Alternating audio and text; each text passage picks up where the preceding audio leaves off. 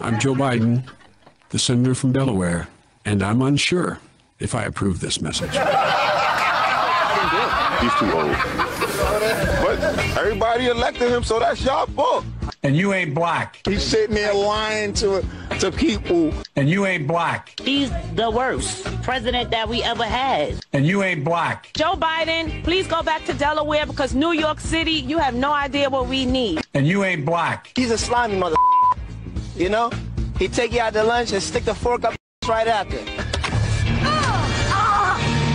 Who do you want to win the 2024 election, Joe Biden or Donald Trump? Donald Trump. I want Donald Trump. And you ain't black. Trump. That happens to be me, in case you forget. When he was in, it was no prom. Prom was down. Uncle Donald. No cap. That's a nice guy. And you ain't black. Trump is straight up and down, like 6 o'clock. At least I know what I get when it comes to him. And you ain't black. I was more comfortable with Donald Trump in office. And you ain't black. I'm not voting for Joe Biden. And you ain't black. Trump, that's right, I said it. That's right, I said it. What do you like about Donald Trump? He don't bull, he don't care, like, you know, I like that. And you ain't black. Miss me yet? Oh, boy. And now from Times Square, it's That Kevin Show. Somewhere in the bowels of the city that never sleeps, Kevin McCullough, radio host with Salem Media, is a man also not sleeping. Syndicated radio talk show host Kevin McCullough. And that guy would like a word with you. Many of you know him as Vostradamus. Of course that Kevin Show is going to be great. The only thing that could be greater, of course, would be That Donald Show. But we don't have that, so we have That Kevin Show. Featuring the music of Dick Tunney and the Dream in Color Orchestra.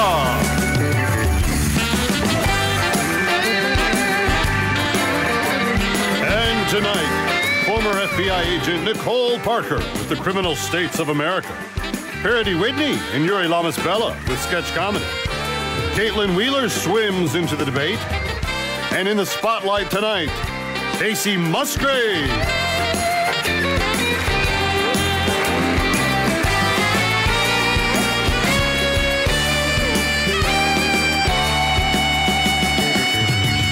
And now, from Times Square, where a man who, even though he has 4 stab wounds, has still never led police on a slow-speed Bronco chase on the 405.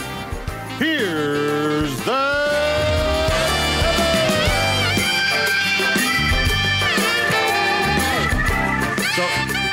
So that's how we're going to play it? Are you going to compare me to OJ now? Thanks, man. It's like I didn't have a rough enough couple of 3 weeks. Kevin McCullough, glad to be with you. Yeah, crazy world we're in as we live and breathe this very minute. We've got OJ dead and gone. The Goldman family begrudging his death, saying there'll never be accountability. You've got Iran and Israel at tempers pointed triggers, just ready to explode into World War III. And you've got the bigger World War III, which is what's going on in Atlanta. Did you see the professor from the historical Black college and university and her hug from former President Trump? Take a look. What the media tells you, Mr. Trump, we support you. Okay, 4 p.m. We've been 4 p.m. Come here, let me give you a hug. Please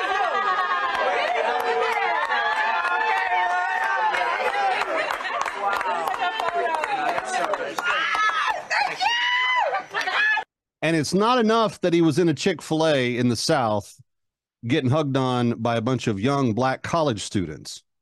It's the fact that they think for themselves, as many in the cold open do, that really seems to be the bigger problem. Of course, in the excitement of everything, I wasn't able to really relay my message, but the general consensus or social media would have you thinking that if President Trump were to show up to the HBCU campuses or walk around the AUC community, that like some angry mob would form or a riot would ensue and that he would not be welcomed.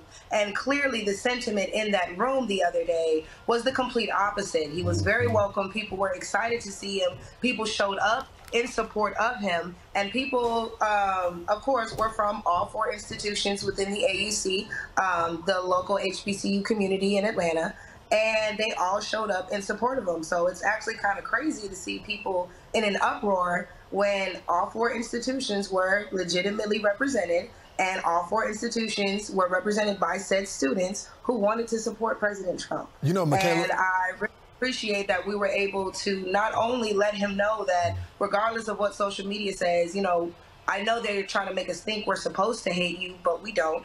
And additionally, it was a learning experience for my students because they were able to see and experience firsthand how the media can warp the perception of an opinion or a person. Because like I said, to think that these students who attend these illustrious institutions aren't smart enough to make their own decisions, so much so that they would only show support for Trump because he bought chicken sandwiches and milkshakes. It's offensive. That in itself is the most disturbing part of it all, especially when you think about the fact that it was mainly urban media outlets that were doing everything in their power to turn other black people against these young black kids who simply were not shy to explore other options. Of course, because you cannot explore other options if you're going to be a monolithic, identity-driven voter. The idea of thinking for yourself and thinking independently of anybody else and thinking independent of the group that someone in the media somewhere said you belong to because you fit XYZ number of boxes and therefore intersectionally you have to be this person that we've already created you to be. Of course, that's going to be a problem. This is how bad it is, though. Take a look at this. Here's a graphic from Friday afternoon. A CNN commentator saying that the most notorious thing that Orenthal Julius Simpson was known for, the murder that everybody kind of knew he did, but we just kind of said, okay, if the glove don't fit, you must acquit, whatever. The CNN commentator said he did white people, he did the world a favor because two white people got killed. What is that? That's not healthy cognitive academic development. That's some sort of demented, twisted racial identity politics that is all too common in what we are dealing with in terms of the world that we're facing now. So look, we're on the precipice of an enormous series of events, I think, in the world tonight.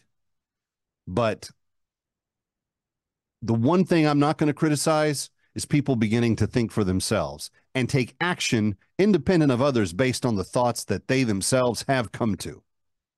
That's something that should be rewarded. That's something that should be encouraged. And it doesn't matter the race, the gender, the ethnicity, the religious persuasion, the sexual persuasion of the person involved. Think and know the facts for yourself and take action on the facts and the things that you know. And be able to back it up. If you have evidence, act on the evidence that you have. That's the best outcome that really any and all society could come to on an occasion like this. Now, I'm not going to say that I didn't have a little bit of fun with the OJ passing away RIP thing this week. Did you see his hearse? Yeah, you remember exactly where you were when he got in that Bronco and he'd ducked down in the back seat. And talk about the expansive distance a life had gone from a very poor upbringing to the pinnacle of success in college, the pinnacle of success in pro football, the pinnacle of success in Hollywood. Riches, wealth, money, fame, women. And yet, what you're stuck with is a life that you say, I don't know. It was interesting that the family asked for privacy and everybody to leave them alone this weekend. If I was part of the family, I think that's exactly what I would have said. Because I don't know how much I would have been honoring this person from my family. Now, he died of cancer. I'm sure it was a horrible death. It's terrible. Nobody wants anybody to go through cancer. Knowing loved ones that went through it, I will tell you it is not something to easily bear. But at the end of the day, the nation is struggling with what it's going to do, and not just in remembering him, We have got significant milestones that require independent thinking, independent processing, and actions being taken on the basis of truth. That's what we're coming into. That's what we need to be focused on. And tonight, well, I do intend to have some fun. We're going to give a mug away. If you haven't been mugged yet, get your email in, thatkevinshow@gmail.com, thatkevinshow@gmail.com, and then be listening.